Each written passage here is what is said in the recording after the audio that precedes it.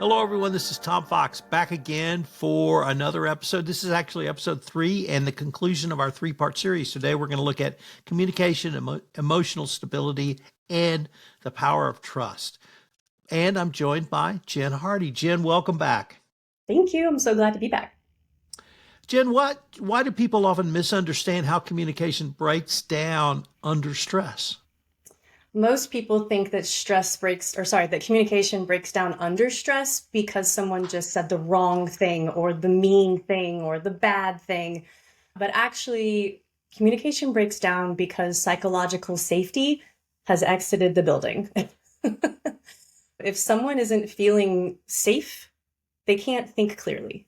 And if they can't think clearly, they're not going to communicate well.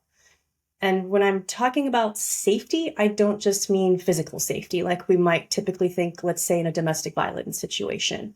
We're talking emotionally, mentally, relationally, and honestly, there are multiple more layers. There's actually 7 layers of safety.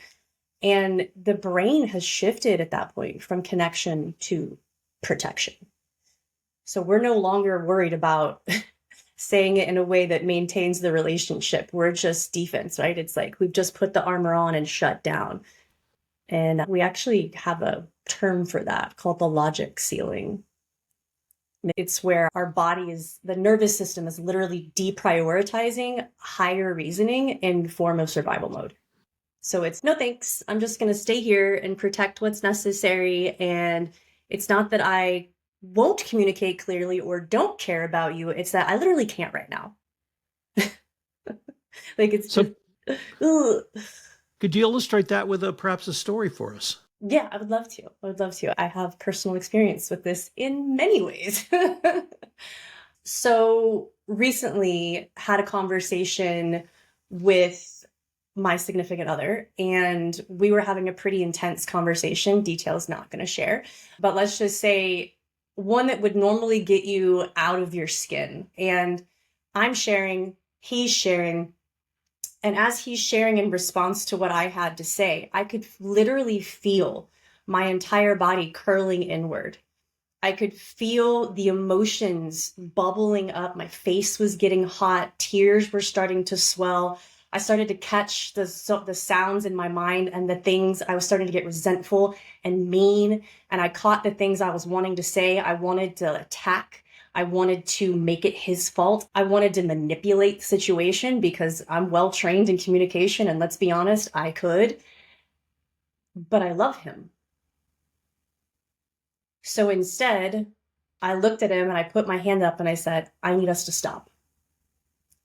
And I said, if we don't stop, if I don't walk away for a minute, I'm going to say something I'm going to regret. I'm going to be mean. I'm going to be ugly. I'm going to say something I don't want to say. And I don't want to do that because it's not who I'm committed to being in this relationship. It's not who I said I'm committed to being in this world. So I'm going to go take a shower and I'm going to cool off and I'm going to cry for a minute. And when I come back, can we finish this conversation after I chill out? And he just looked at me and he's, of course, because we've built that in our relationship. We've been building this kind of communication for 4 years.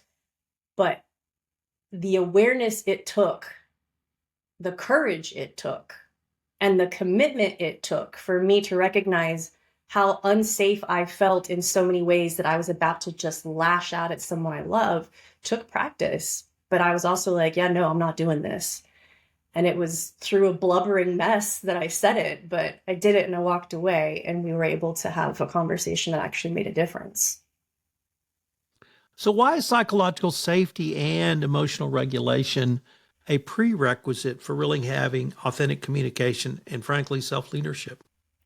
Oh, yeah, because you can't access communication without self-regulation, right? Like your stories will take over, your primal brain will take over. You're not at the wheel in that moment. Your ego takes over, and there's nothing wrong with ego, but in this moment, it becomes about you. And when you're in a leadership role, and a leadership does not necessarily mean a CEO. Leadership is you're the mom of the household, you're the head of the household, you're the head coach, you're team lead. There's so many different ways to define leadership.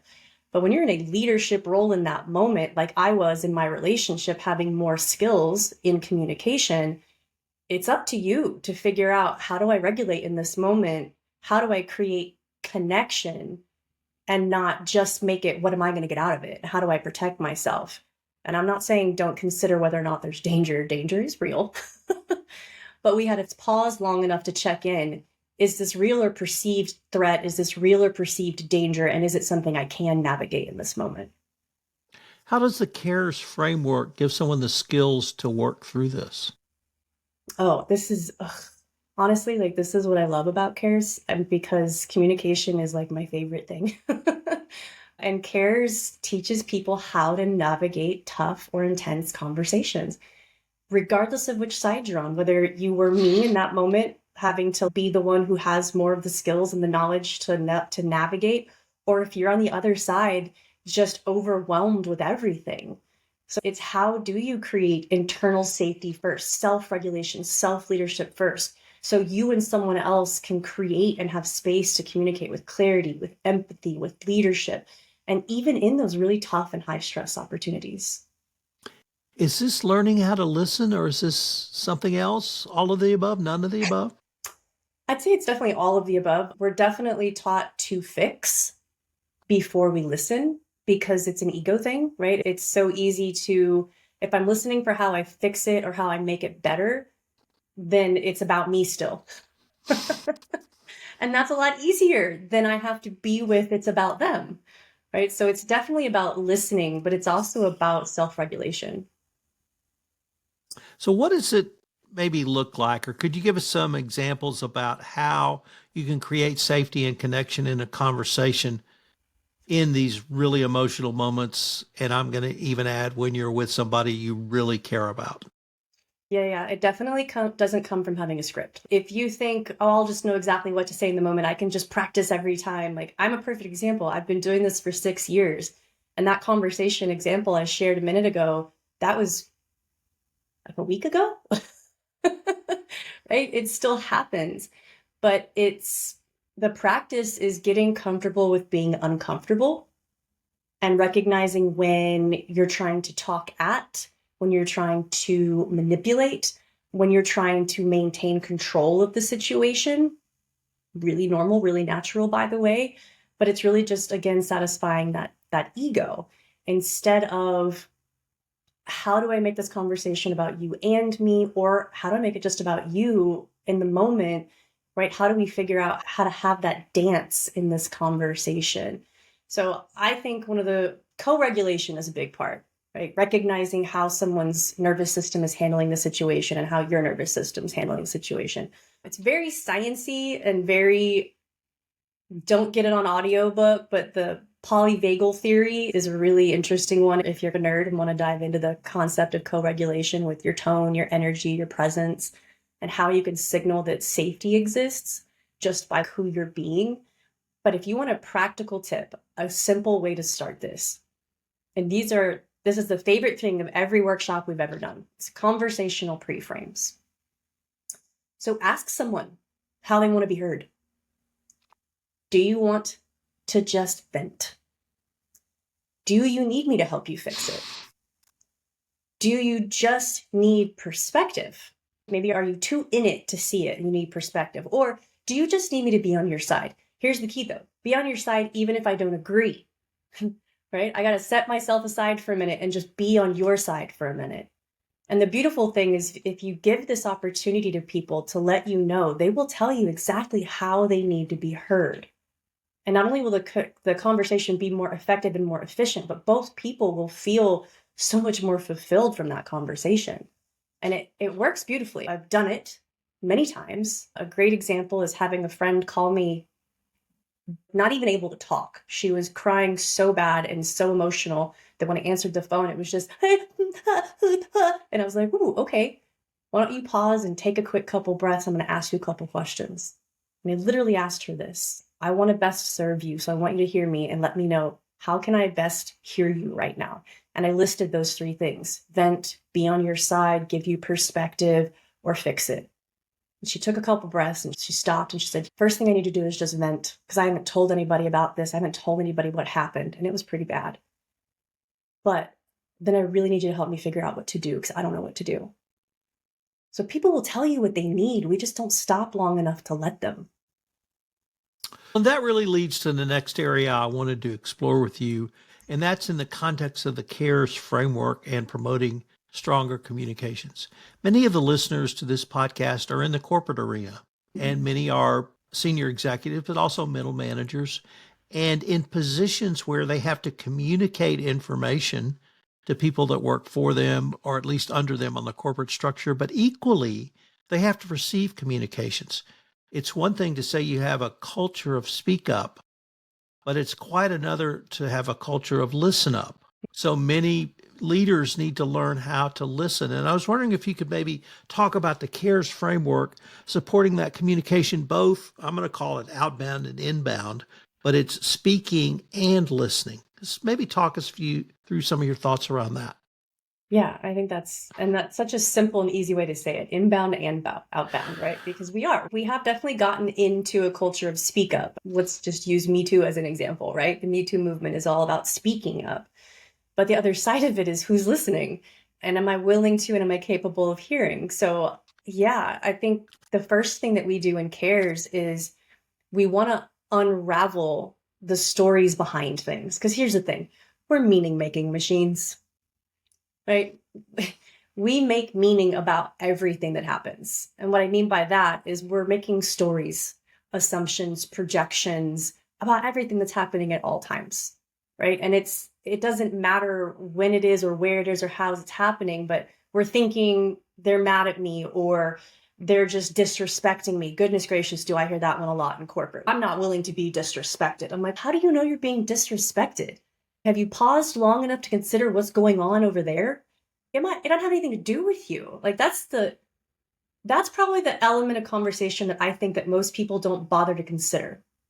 We're so strongly stuck in the meaning making that everything is about me. And this is just how we are as humans, that we don't stop to remember that most of what's happening on the other side of the conversation hasn't got, excuse my language, it ain't got shit to do with you. Like almost ever. It's something going on over here because this person is making it mean I'm bad, I'm wrong, I messed up, I'm not enough, I'm going to get fired, I'm going to get let go. And they're responding from that place, right? It's got nothing to do with you. So with C.A.R.E.S, we have to start with self-awareness first. Because if you don't know what thoughts you're thinking and what those are causing you to make it mean, and then creating the emotions that surround that, you're never going to be able to stop long enough to recognize what's happening on the other end and then have a meaningful conversation in the moment. So C.A.R.E.S is definitely self-regulation, self-awareness first. So if someone wanted to start showing up differently in their conversations, it's really, and start with the hard ones, but really let's work through all of them. What is a shift they can make or shifts they could make as they progress in this process? So the fastest, simplest, easiest thing to do when you're trying to make a shift in conversations, you're learning how to listen, how to be curious, how to be courageous, is shut up.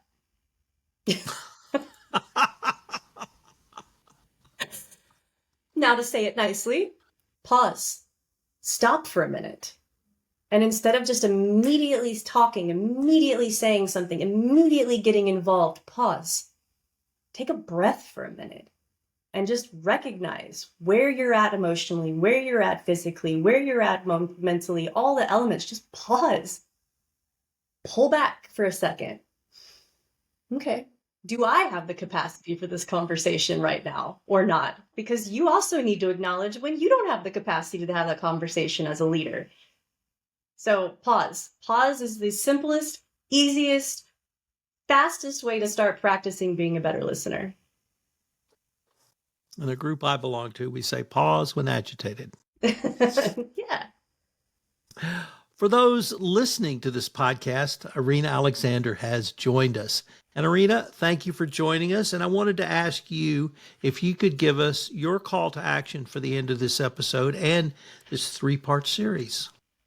Absolutely. It was a great pleasure being here. And if today's episode or any of the last two episodes spark something in you, if you notice where your communication is felt off, or maybe where trust been frayed, trust me, you're not alone. And most importantly, you don't have to figure it out alone. We are here for you. That's exactly why we created the C.A.R.E.S approach, the C.A.R.E.S framework, to give high stress professionals tools to use in real time for real results, where you can start with yourself first, create connections, and actually improve every area of your life. So we have a lot of different resources. Join our website, motivaction.academy, free resources, or even find out more about upcoming C.A.R.E.S classes. And also, if this resonates with you, most likely it will resonate with somebody you know. So forward this episode, start the conversation with your loved ones or people you care about. We would be happy to hear from you. Ladies, I have thoroughly enjoyed myself. I have learned a lot. I've laughed. And so you've met my two criteria for a successful podcast. I can't wait to continue this conversation with you. And great stuff, ladies. Thank you, Tom. Thank you.